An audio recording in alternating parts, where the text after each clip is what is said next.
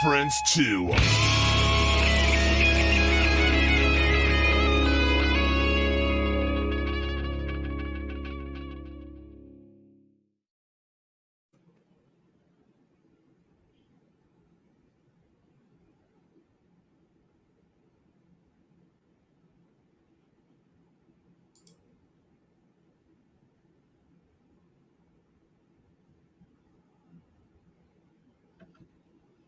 I like this. Yeah, I just had a little flare. The countdown shorter, the smoke. Yeah. Like we do ending. You're like, it's a surprise every fucking week. You want to Gavin in, and we'll get. Yeah. Hey, how are you guys? Good. How are you? Man, I'm great. Excited. So, want to kind of introduce ourselves a little bit. I'm Randy, and I am in Oklahoma City. Awesome. And I'm John, and I'm in Topeka, Kansas. Okay, gotcha. I'm Gavin. I'm from Virginia. Right. Are you in Virginia now, Gavin? Yeah, I'm in Virginia right now. Right on. Yeah, right outside of D.C., Northern Virginia. All right. Sure. Gavin, I very recently was digging into your history. Okay. In preparation. That sounds a little scary. No. Hopefully not my search history. I had so much fun going through stuff last night and seeing all the stuff that you guys have already done and accomplished. Yeah. So I'm going to start off asking, maybe it's a two-part question. Like, how old were you when you started playing and performing? 3 years ago. Just 3 years ago, you just started? Maybe 4 years ago. Lord. Wow. This interview's over. I hate myself. I know. I mean, I've been around the music industry my whole life. Right, absolutely. I'm very aware of that. As far as actually taking it seriously, it was my senior year of high school, or the end of it. So I graduated around 2020. That was my class. So that's when COVID hit, was the last half of my senior year. And right around there is when I really kind of thought, like, you know what? Everybody, we all have a year off. Let's just that's when I took it seriously. So, I mean, that was right about 4 years ago. Dude, that's freaking crazy. I can't believe that. Yeah. So how your bandmates, how did you guys all get together and form the Gavin Evick band and get started then? Yeah, so my rhythm guitar player, Logan, who I'm seeing, we got our Warren Star picture right there in the background. That's cool. I just noticed that. I can't even see the faces, but I know that's that. He's the one on the left, even if you can't see his face. But I've known him since high school. Yeah, there he is on the left. I've known him since high school, and we kind of started jamming. No. And my dad used to have this big warehouse, and that's where we would practice late at night, 3 a.m., 5 a.m. We would just for like 8 hours at a time. We wouldn't even sleep. We would just play and play and play, because this was right after COVID hit, and a lot of my friends, we didn't know what to do. Like a lot of my friends that were going to college, they all kind of took a gap year because the world just kind of shut down. And we took that time as an advantage to just go crazy and just learn how to be great musicians. And then, it came time I released Favorite Songs. That's a song that I wrote with my dad, which is our first song. And Logan was in the music video. Logan is the guy I was talking about on the left. Uh-huh. And we decided, everybody was saying you need to put a live band together. And that wasn't our band in that music video. That was, there's a band called AMH, Adam and the Metal Hawks. That was their bass player and drummer. And we needed to put a live band together. So we started looking around, and we found my buddy Steve, who's down in Virginia Beach, which is kind of 3-4 hours from me. Found him on social media, and we knew he was a great drummer. And we brought him up and his friend Jacob, and we had a 4-piece band, and we played. And it was our first show was opening up for my dad's solo band, about 500 people in the audience. And it went about as good as a first show could go. It wasn't amazing. It was actually fucking shitty. Shouldn't talk highly of it. And then we decided, it just kind of started amping up from there. Then I've known for a few years my lead guitar player, whose name is also Gavin Hades. He was this 15-year-old kid in Ocean City, Maryland, which is 4 hours from me. And, I was against having an age gap. I was probably 20 at the time, and he was 15, almost 16. And I was against that at first, but I mean, he's just such a phenomenal player that I'm like, you know what? I don't want to be the guy that puts a local band together that has maybe 2 good members and maybe 2 or 3 just kind of okay members. I'm going to look at a radius of 4 hours. I don't give a fuck how far I got to drive to practice. I want to find the best people around me, no matter how fucking far they are, and put a band together that's not just 2 good members and 3 okay members, but 5 really good members. And I think I've done that. And so then it just kind of went from there. We've lost a member, gained the member, it's kind of there. But the main lineup has always been, me, Logan, Steven on the drums, and Gavin lead guitar. With you mentioning favorite songs, yeah, we do have a little clip of that we're going to throw out there so everybody can hear that. Oh no! Yeah, here it comes. I love it.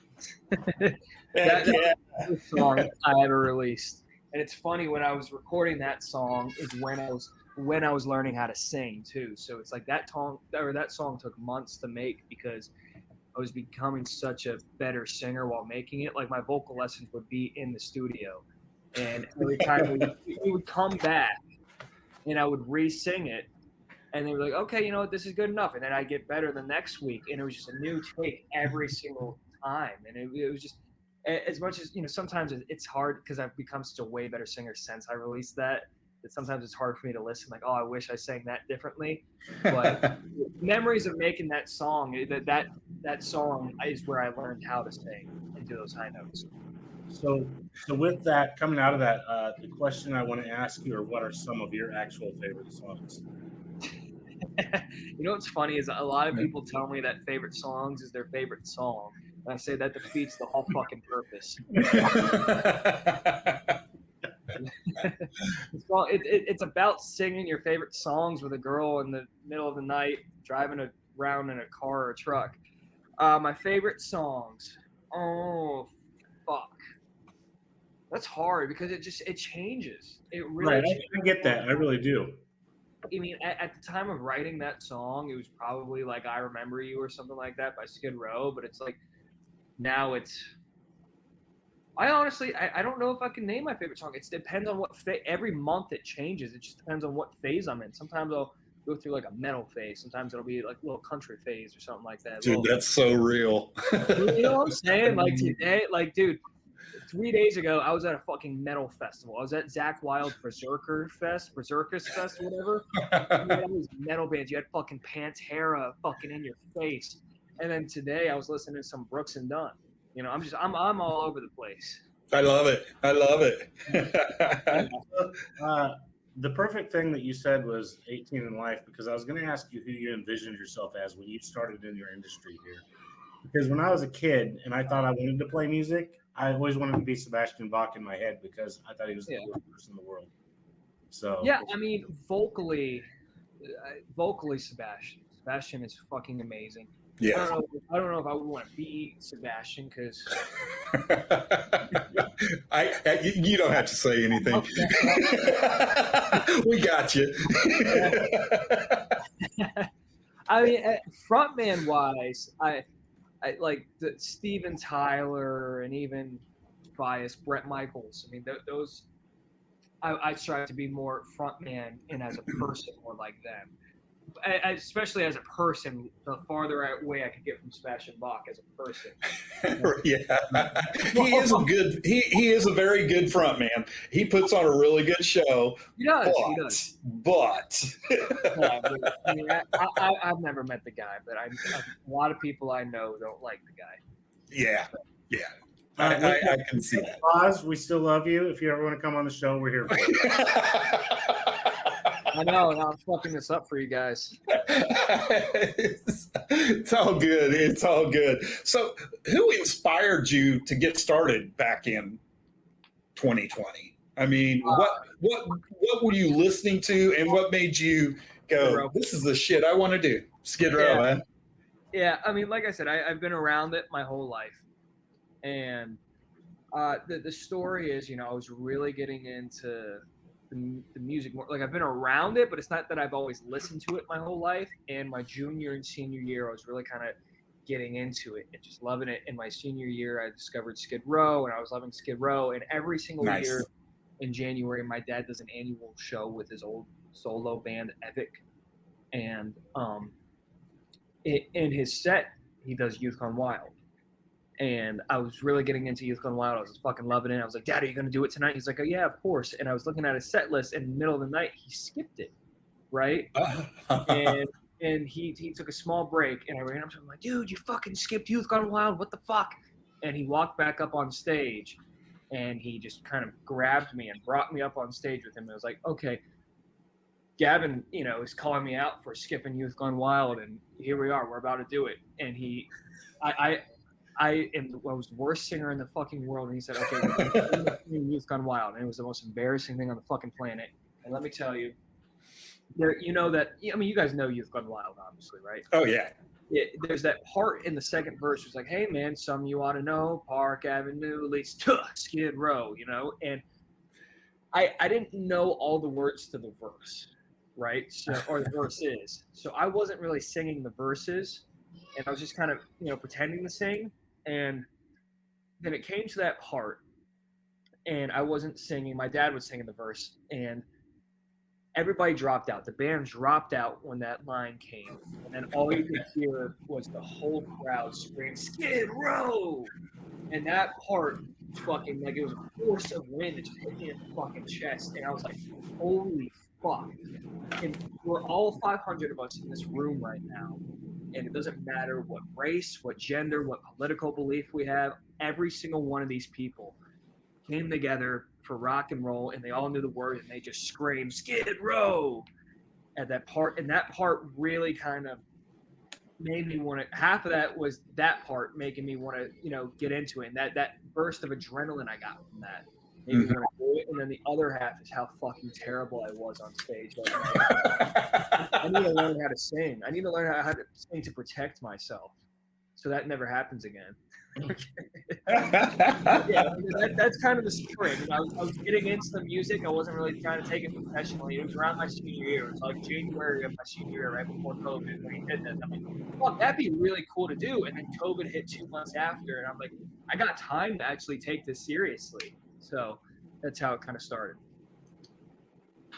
One thing when I was watching stuff last night, you guys really gave me an early Trickster vibe. Not necessarily like sound, but like on stage. I was like, yes, I love it.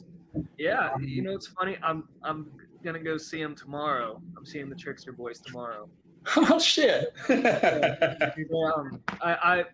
Steve and PJ have been friends with my dad for as long as I can remember, and in recent years I've been on a couple bills with them, and I've grown friends with Steve and PJ, and they're playing at a venue an hour away from me tomorrow, so I might go up there.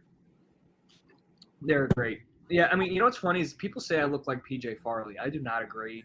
I don't think so. I have hair.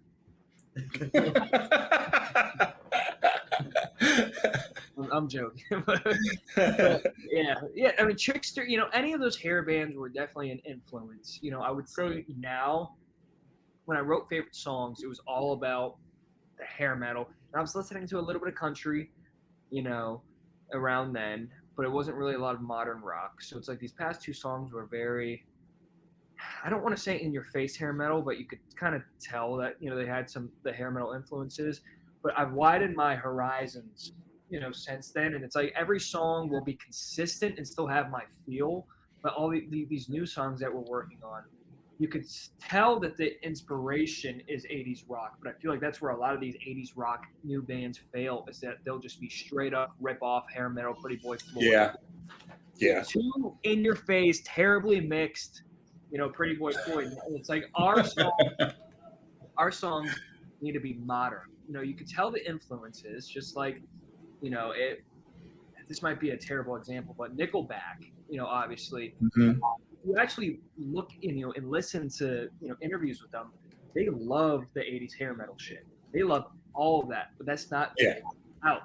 You know, it's like you could tell the influence when you really realize or listen to it.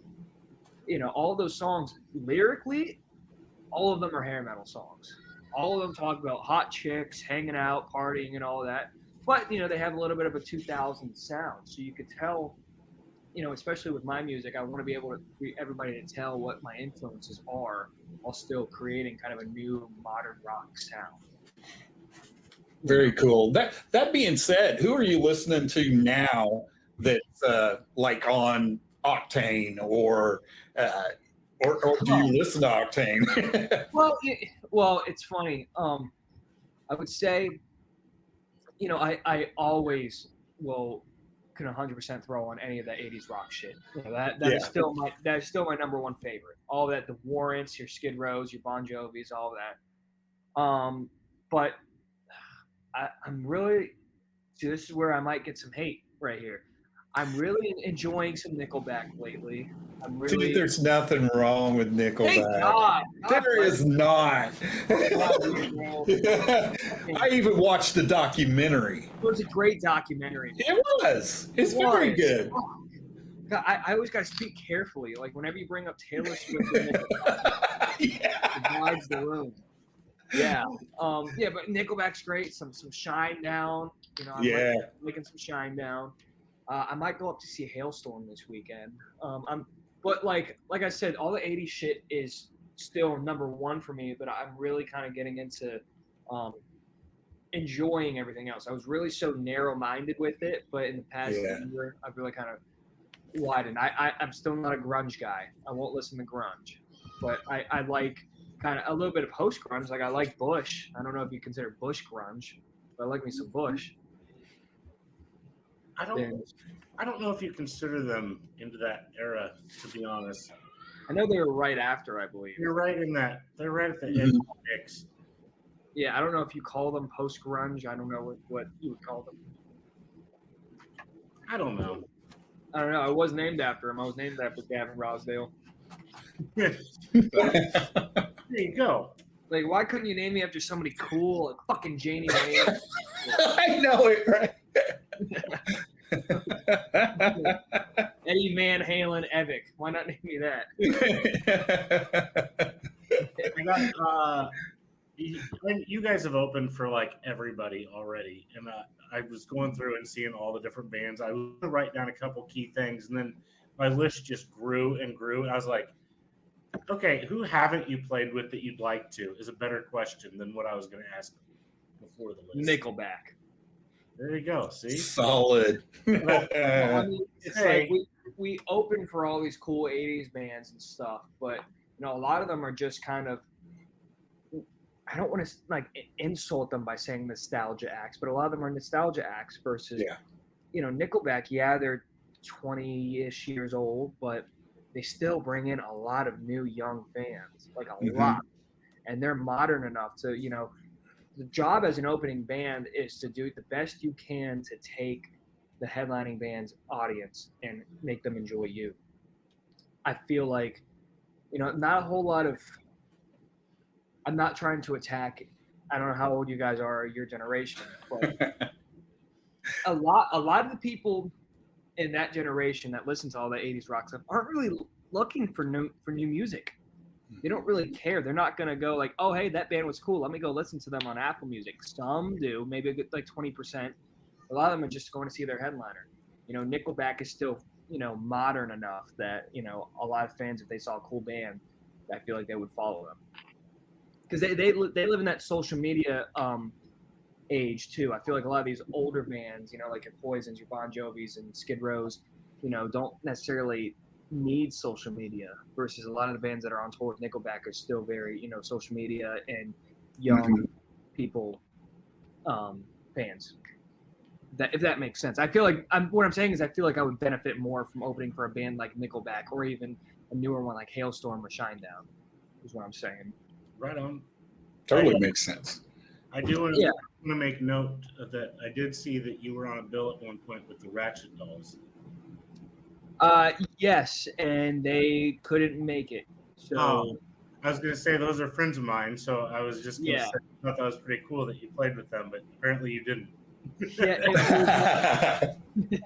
was at a venue called Vamped, Count Vamped, in Vegas. And it was the same time that all the airlines shut down, and they were stuck in Texas. They couldn't make it. So we have another co-host that's not with us tonight, but apparently he's watching because he left us a comment. /question for you. And it's, if you could make a dream band, who would be playing what? God, that's a great question. I love that question. Nobody's ever asked me that. And I would say Zakk Wylde on the guitar. I would say, on vocals, I either got to go with Sebastian Bach or Steven Tyler. I'd say Steven Tyler. So Zakk Wylde, Steven Tyler. I would say on drums, I'm actually going to say Dave Grohl. Okay. And then on bass, I'm going to say this because I don't mean to insult any bass players right here. A bass player doesn't have an enormous influence on a band. So it's like, I think, a bass player is half and half, like playing the bass and the rhythm and half vocals. Any bass player I have has to have really good background vocals. So I'm going to say Gene Simmons. I was going to say Michael Anthony with the Van Halen above your. I take it back. Delete it. Take that out, Michael Anthony. But I mean, sorry, John. I mean, can I make a bigger band? That's just. You heard what happened, right? With what?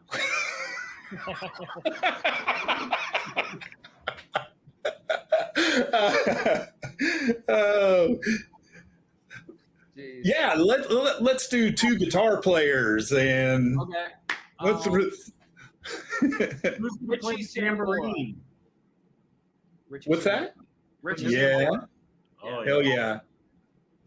Hell yeah. Love it. Like fucking 6 people. Let's make this a keyboard player. Fucking. And I want to say David Bryan from Bon Jovi, but He's amazing. He's amazing. He is amazing.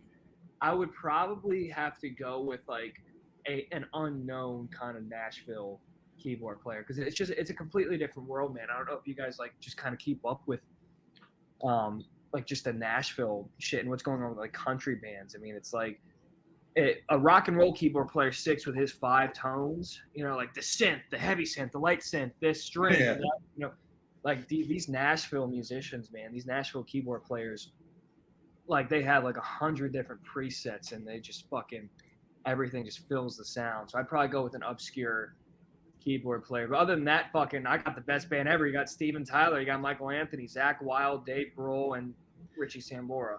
Come on. Oh shit, yeah. Beat that. I mean, and you do have an original member of Gene Simmons, but you booted him, so you know.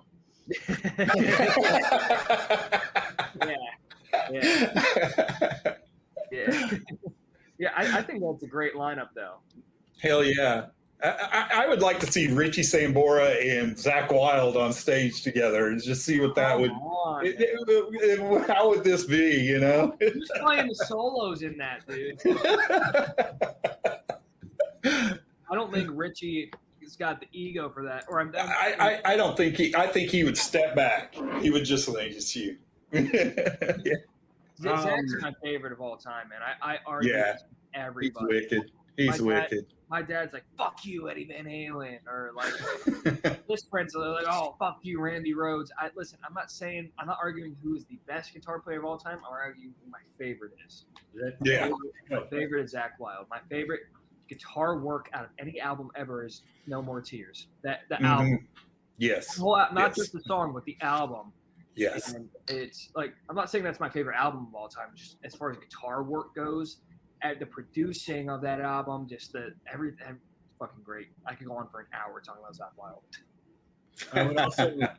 I would also like to mention that No More Tears came out in 1991 yesterday. Really? Huh? How about that? That was before my time. How the hell did you just pull that out like that? That was good, John. That's what I do.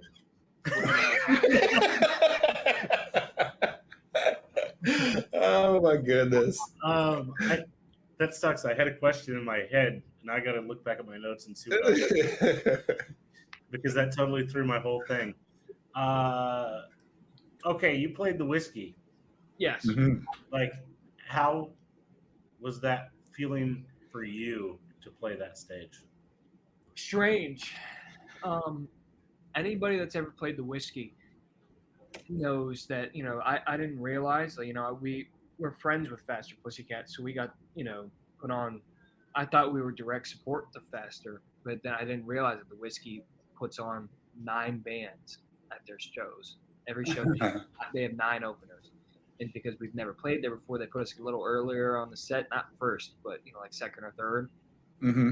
And with 9 bands on the bill, they get you in and out, you know, 25, 30-minute set, and it is no sound check, not even a line check. You get up, play, get down, fucking, it was the weirdest experience of my life. It was cool. I mean, as far as, you know, legacy goes, I mean, seeing, you know, looking at the walls and seeing this person's signature, seeing this person's photo, you know, fucking this or that, you know, Motley Crue's playing there in like a month or something. It was amazing. It felt like a lot of you know, the work that's been done the past year or two has been kind of leading up to that point. But again, it was such a big lead up to it. Like, oh my God, we're about to play the whiskey. To, all right, kid, get on stage. All right, get the fuck off stage. Like, just 20 minutes. that experience was really, really weird. But you're not special. Get off. Dude, they have probably 4 shows a week and like 9 bands at each one of their shows for the past 60 years. Crazy. Nobody is somebody there. Exactly. You know, and then, you know, eating at the Rainbow right after was really cool. Mm-hmm. You know, doing the whole experience. Almost went to the Body Shop. Didn't go. I do want to make sure that we play your new song while we have you on with us too. Okay. Randy has Young, Wild, and Free ready to kick out a little clip. Here we go. Now we got everything that we need. A full tank of gas, you're hitting top speed. We're running every red light, stop sign tonight. Forget about your problems, leave them all behind. 'Cause on these summer nights, we're living for a good time. Driving black on black with your friends and mine. There's nowhere else we'd rather be. We're young, wild, and free. We bring rock and roll everywhere we go. We play it loud on the radio. There's nowhere else we'd rather be. We're young, wild, and free. Hell yeah. When's the last time you saw a bunch of hot young blonde chicks in a rock and roll video? Poison. Bring Poison. it back. I'm trying to do it. Trying to do But the it. cat dragged in. And also, I'll make mention that I love the shirt you're wearing in that video too. It was a Kiss shirt, right? Crazy Nights. Is that what I Yes. was wearing? Yeah. I still have that. It's upstairs. That's See, my Randy? dad's real one. Randy, that was going to be my reference for tonight, but we already covered it, so I didn't have to worry about it. I always gets brought up in our show some way, somehow. And I was like, oh, your video is perfect. I love it. Well, we do have this. I'm guessing you I guys mean, we have two. are big Kiss fans, aren't you? I John is, yes. much. I went up to Madison Square Garden last year to go see him at their The final shows. Yeah. Wow. I saw that on your page thing. Yeah, man. You know what was crazy is, I'm going to sound a little entitled here, but usually I am able to score some guest list tickets, and Yeah. at those final two shows at Madison Square Garden, 0 guest list for anybody, not even friends and family, nobody. And it's funny is the day before that they played Baltimore, and I'm in Virginia, so Baltimore is only like 2 hours from me. And I had free tickets to go to that show, but I didn't go. I'm like, fuck that. I don't care if I have to buy a ticket. I'm going up to Madison Square Garden, which is only 4 hours from me. And I did it, and we didn't buy tickets until we were getting close. This is a life hack right here. Nosebleeds, like up at the top of the arena, were $300. Mm-hmm. Got closer and closer. We're waiting for tickets to open up. Trying to get like lower bowl for probably less than 200, hoping. And we, at the perfect time, looked at our phone at Ticketmaster, and we had perfect right in the center of the floor, like dead in the middle, like few rows, right in between the stage and the sound mixer, right there for $100 a ticket. What? Shit. At the Madison Square Garden show, at the fucking show, literally right in the middle. Like I can't explain it. It was a perfect seat, not too close where you have to look around, but not too far back. It was fucking right in the middle of the floor. $100 each. That's Yeah, Winning. I know, right? Fucking crazy.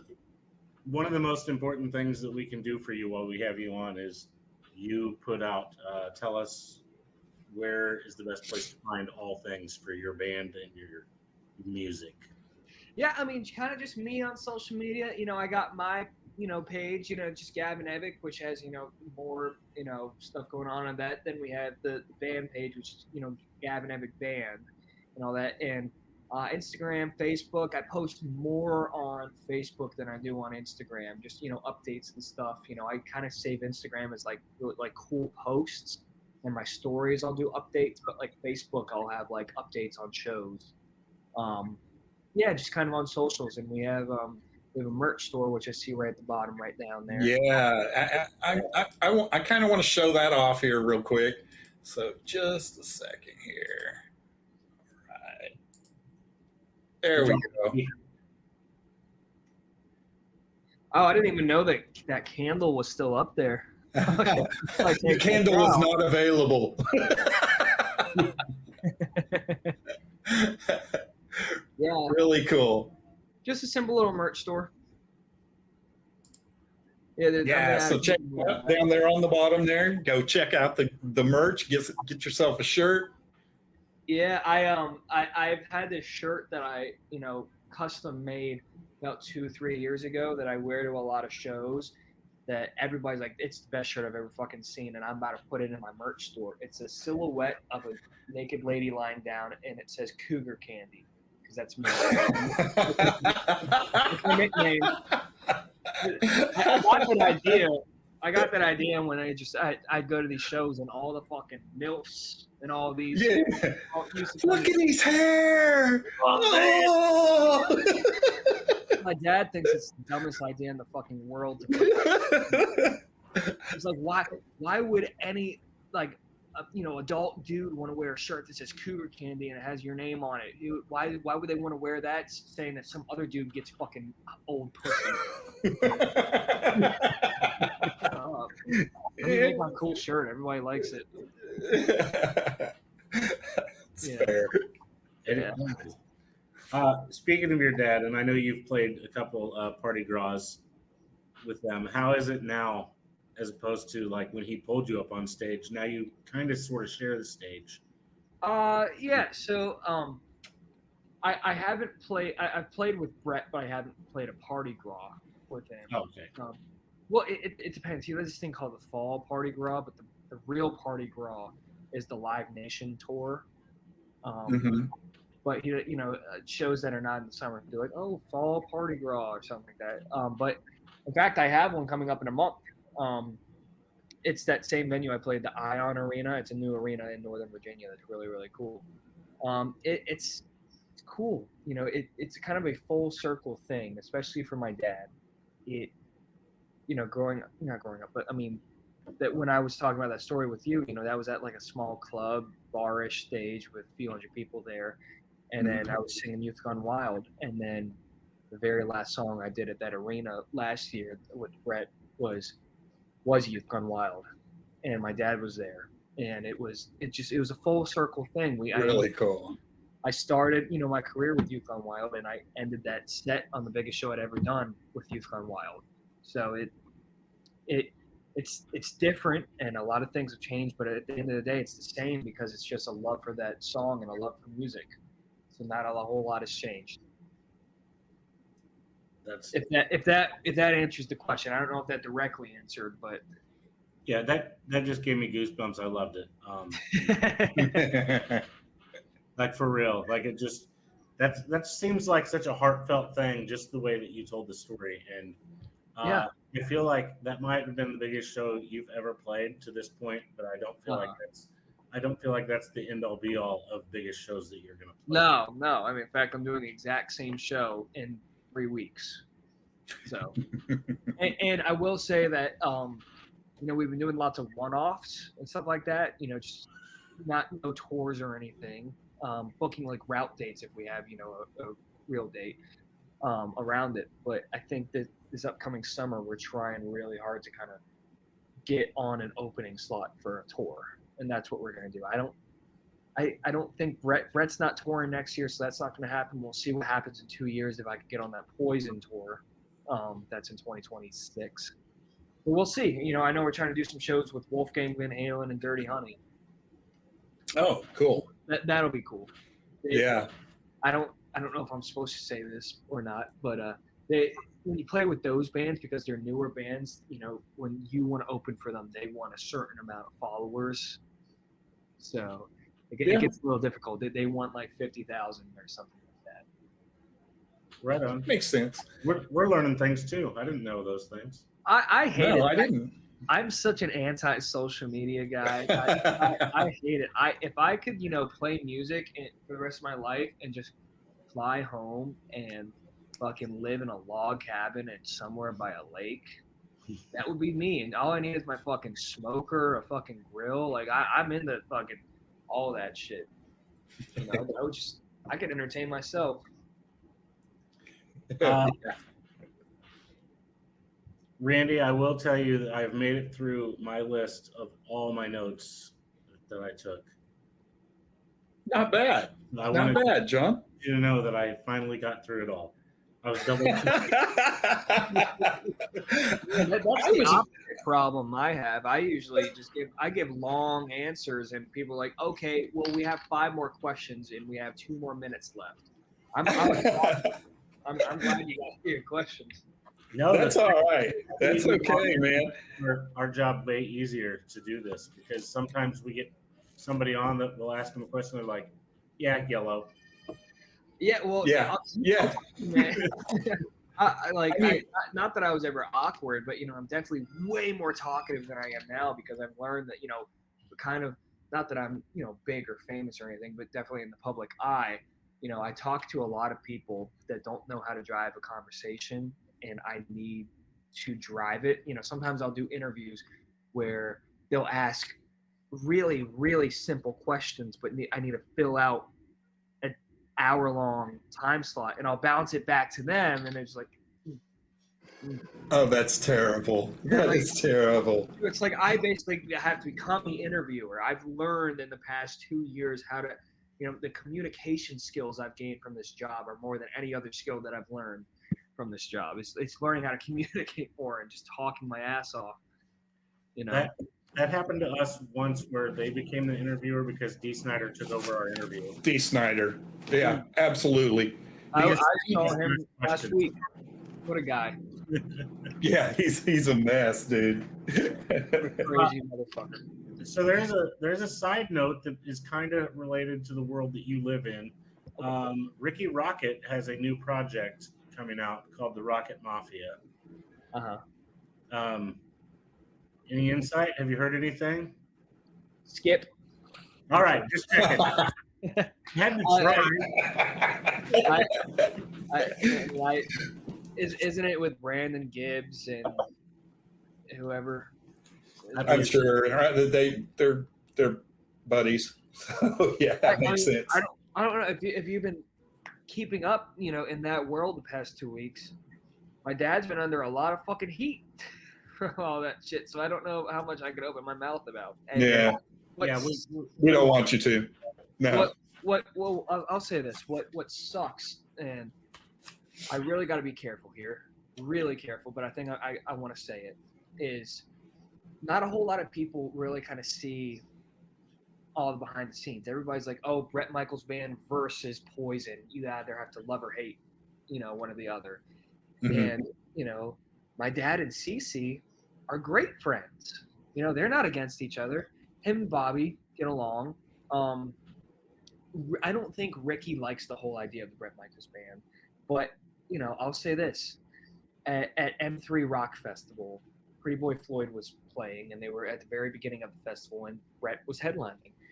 And on stage, Ricky, what's Steve Summers? Is that his name? Yeah. Steve Summers said something talking shit. Everybody thought he said Ricky Rocket, and he was like, "Oh, Ricky Rocket, what a fucking poser, this and that." On stage at M3 Rock Festival, turns out he was talking about Ricky Rackman. But everybody was texting my dad saying, "Hey, this motherfucker is talking shit about Ricky Rocket." And an hour before that, Steve went up to Bret and was like, "Hey, man, I love you. I love Poison. You guys are so great." Then an hour later, supposedly he's talking all this mad shit about Ricky Rocket. It erupted backstage at M3, and my dad stormed and kicked down the door in his fucking dressing room and got up in his fucking face. "You will never, ever talk that way about fucking Ricky Rocket." And, it was right there. We were all there. It was a fucking fist fight about to fucking happen. So I swear to God, you could ask other people that were there. Chad from Faster Pussycat watched it. Everybody always puts the Bret Michaels band and Poison against each other, but my dad was, right there, ready to go to fucking war for a guy that always talks shit about him, Ricky Rocket. So it's just I hate the war that's between the two. They're so different. I don't know if you've seen both shows. Poison is still very hair metal versus Bret Michaels band. They play Poison songs, but it's like a southern rock Aerosmith version. Yeah. I have had the pleasure of seeing both. I actually kind of sort of met your dad at a show. Okay. Awesome. I was there with our local radio station, so we were going in early, and they were in there trying to have dinner, and we were trying to go get our stuff set up for the radio station. He's like, "Oh, what are you guys doing?" Like, "You guys came in here," and we're like, "Oh, it's the radio station." Like, yeah.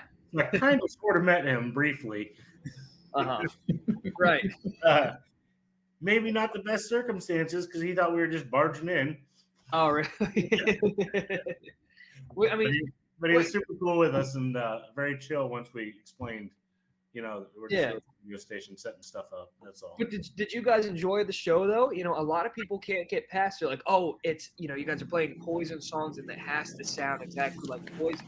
That's not what it is. It is how Brett wants those songs to sound. It's almost like, dare I bring up Taylor Swift, but she has her albums and she has Taylor's version. These songs are very much, Brett was an Aerosmith fan and a Skinner fan. Not that these are very Southern rock, but they're heavier. They got two guitars. They're thicker. It's a different experience. But a lot of people, it's not CeCe DeVille on fucking cocaine playing this crazy solo. CeCe. Yeah. There is a fun drinking game that my buddy and I used to play after a Poison show. Like the next time we saw them, we're like, every time Brett says CeCe on stage, like when he calls him out for a solo, like you drink. Because on their actual albums, I believe there's 2 songs that he actually does it. When he's on stage, he does it like every single song. Yeah, talk dirty to me. He says, CeCe, pick up that guitar and talk to me. And then it's fuck. Let me get this. Give me 5 seconds. It's like, hit it, CeCe. It's that. Yeah, there you go. What song is it in though? Hit it, CeCe. Fuck. Talk dirty. No. That's CeCe, pick up that guitar and talk to me. Yeah. There's another song where he says, hit it, CeCe. It might be the cover where they do Rock and Roll All Night. I forget. Oh, he does do it on that. Or he says, I think he says rocket or something like that. I don't know. Rocket. Yeah. Oh, hell yeah. I think he just has to remind CeCe his solos coming up. But maybe that's what it is. He mixes them up sometimes. He'll call my dad CeCe and he'll call CeCe Petey sometimes. He just says, like, Petey, pick up that guitar, because it rolls off the tongue. Like, CeCe, pick up that Petey, pick up that guitar. Yeah. I did that once. Me and my dad did Talk Dirty to me at an acoustic show, and I was singing. And I said, Dad, pick up that guitar and talk to me. And he stopped the fucking song. He was like, that was the stupidest thing I've ever heard you say.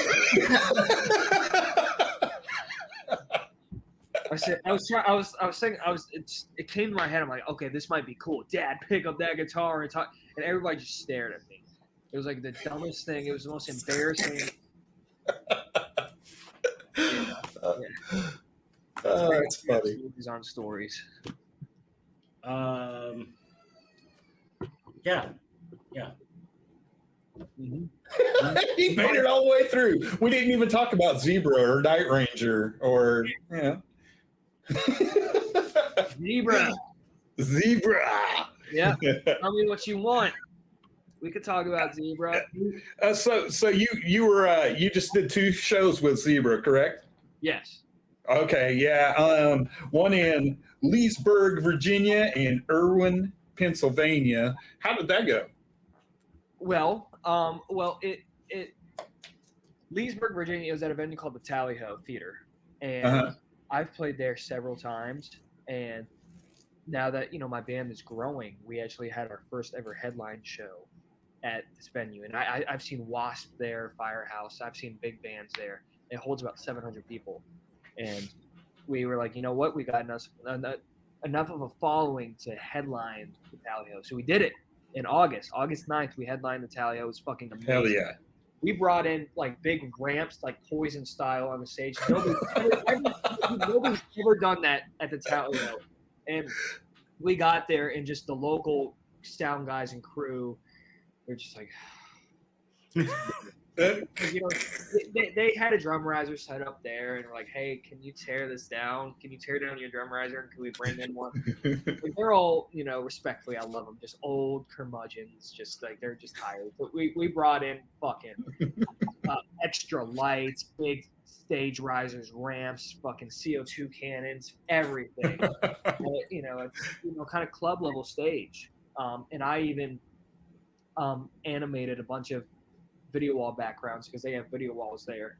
And for every single song, we had a different video going in the background. Like, you go see a big show and you got like each song has like a big show and like, animated backgrounds and stuff. Like that's my other thing is I'm a fucking nerd when it comes to video editing. So I spent a month just animating our own video walls and all that. So we had the high of that show, and then Zebra called us the day after because they were playing. They're like, "Hey, you want to do this build? You guys want to open for us at this show?" And I was never really a massive Zebra fan, not in a negative way, but I just didn't know a whole lot of songs. I'm like, "Okay, we'll do it." And it was just a fun show. They were super nice guys, and we went up to Pennsylvania too, and that was a fun show as well. They're super nice guys. I don't have a lot to really kind of say about them, and certainly nothing negative. They were just really nice guys and very, very musically talented, especially the singer guitar player.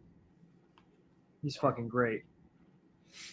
I'm trying to show you. This was the stage we set up at the fucking. Hell yes! Yeah. Come on, look at that. Awesome. That's good. That's great. Yeah. Yeah. Sorry. And I'm staring off, but it's like for every single song, and like we did like a Def Leppard song, and I had this animated in the background, and it's like, let's see if it pops up. It's too bright, but my logo's right there.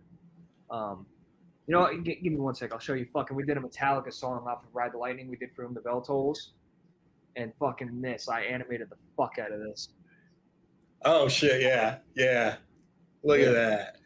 Yeah, so we just had that going. What I wanted to do is I wanted to put a big arena show into a club, and that's what I did. It was just awesome. It was so cool.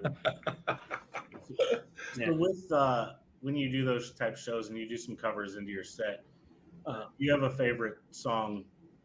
See, I can't say it that way because that references back. And I'm trying not to do that. Like, covers that you prefer to play. My favorites are Look What the Cat Dragged In, Youth Gone Wild, Shout at the Devil, and Still the Night. I love doing Still the Night. In fact, if I'm going full circle back to that arena show that I was talking about that we did last year, nobody ever covers Still the Night because it's one of the hardest songs to do because there's so much going on. And everybody, including my dad, said, don't fucking do Still the Night. It's hard, and I'm not doubting that you guys could do it or not, but it's a big arena show. It's your first arena show. Do something easy, And so I said, fuck that, and I opened with it. and I don't want to sound cocky right now, but everybody just was blown away by it, and all the videos of high notes that was going on in it, and they're like, I still have texts to this day from people saying like, you guys are crazy enough to do fucking Still the Night, let alone open with it. You never open with your hardest song. That's fucking wrong. You have a song that you warm up to, and it was just the arena erupted, man, because it's like half of them were, it was a hometown show, so half of them knew who I was, and half of them who didn't know who, you don't know an opening band and you hear, them do like one of your favorite songs like Still the Night, you run to your seat. If you're seeing an opening band and you don't really give a shit about their, original music, but they play fucking like a Kiss song or something like that, you're like, oh shit, let me listen, let me see how they do. So it's like the whole arena just fucking erupted when we did Still the Night. So Still the Night is always my favorites. I can see how that could happen because I'd be shit. It would have me. Another one I had always dreamed about doing in an arena was Shout at the Devil. So we did Shout at the Devil too. We did 3 covers and a few originals. It was a short set. It was only like 30 minutes. And I wanted to do Shout at the Devil because that song has such massive crowd engagement. Like shout. And I just wanted to get all of everybody's hands in the air, just and hear and feel the arena energy. You hear from musicians all the time how much different the energy is in an arena versus like a club, and it just everything just was amplified, and it just when everybody was screaming, shout, putting their fists up, it was a sea of people. It was great. That's why I love doing those songs. You know. I think I did see a live version that you guys had recorded out there of "Shout at the Devil." And I think it was at the Tally Ho Oh, really? that I watched that video from. Oh, okay. One of the songs was definitely from there because it says Tally Ho like right down the middle. Yeah. Yeah. I was like, so I think that's the one I saw. Yeah, that may have been. When's the last time I posted Shout at the? That might have been our second ever show, like over a year ago. And I think if that's the video I'm thinking of. I was scrolling back into history a while last night. Yeah, was I don't know if you remember. Was I wearing like a Steel Panther shirt that said "Death's all but metal"? I don't know what you. It was like black with yellow on it. That I only made reference to the Kiss shirt in the video. Just oh, gotcha. like, that was the only reason I had to make sure. Right on. Did lots of digging. Did your homework, dude. I had it was funny. A lot of people do their research and have questions prepared, but I did this one guy like a month ago who had no idea who I was or my dad or anything. He seemed like he didn't want to be here. He was just asking questions. I'm like, oh my gosh, dude. I mean, he was a nice guy, but it's always nice when somebody kind of knows who they're talking to. If that makes sense. Actually form a conversation. I got so pumped up last night after I listened to your music, and I just kept. Yeah. And then there was one that actually it was your dad's band, and I started watching. I was like, "What is this? Like, what's happening?" But I thought it was like you were doing some spoof thing, and then I realized it changed names at the bottom. I was like, "Oh man." So, you're talking about my best days. Yes, best days. Yeah. I was playing the younger version of him in the 80s, and my friend Logan was playing the younger version of Chuck, the drummer, back in the 80s. That's exactly what it was. That I was like, "What's happening right now?" And I was like, "Oh wait, this is actually a band, but he's in here." And we filmed that the same day. The main part of his music video on stage, where it was him, was actually filmed the exact same day and exact same place as the Favorite Songs video. If you noticed that. Oh, cool. Yeah, it was up in New York. It was a sound stage up in there. It was a better price just to split the day in two. It's expensive. Yeah. Well, Gavin, do you have anything else out there that you want the world to know about before we wrap things up tonight? I mean, now I've just got some really cool shows coming up. It's fun. The new song we're putting out is. It's almost done, and you guys should expect that within the next 2 months. And I'm really excited for that song because it's heavier. It's not like a metal song, but it's definitely an adrenaline pumping song. I can't wait for everybody to hear. We got our ballad out, we got our summer fun song, and now we got our adrenaline song. And it's gonna be. I can't wait for everybody to hear it. It's called Red Line, so it'll be super fun. Right on. Yeah. So, I mean, that's about it, man. Just some cool shows coming up and, some new music out on the way. I'm excited. I'm going to be following your stuff for sure for the foreseeable future. Like, I'll be anticipating, hoping to catch you out on the road at some point. Of course. Where you got? So you're Oklahoma City. Oklahoma City and Topeka. And what state is that in Topeka? Kansas. Okay. Well, you guys are both close to each other, right? Like that's. Well, we're about 4 hours away. I was thinking about 4 hours because Oklahoma. Yeah. Yeah. Okay. Never mind. Like, where is that? Is that considered the Midwest or is that South? Yeah, it's Midwest. I would say that's Midwest. Okay. Cool. I'm hoping to get out there sometime. We've been up and down the East Coast, and then we went over to the West. We haven't done a whole lot of Midwest yet. Yeah, bring it down the middle. Yep. Trying to. Randy, do you want to play that outro? All righty. Gavin, here we go. Thank you so much for joining us. You have been Thank you guys for having me. Amazing. It was great. Love it. Have a good one. Thank you. You guys too.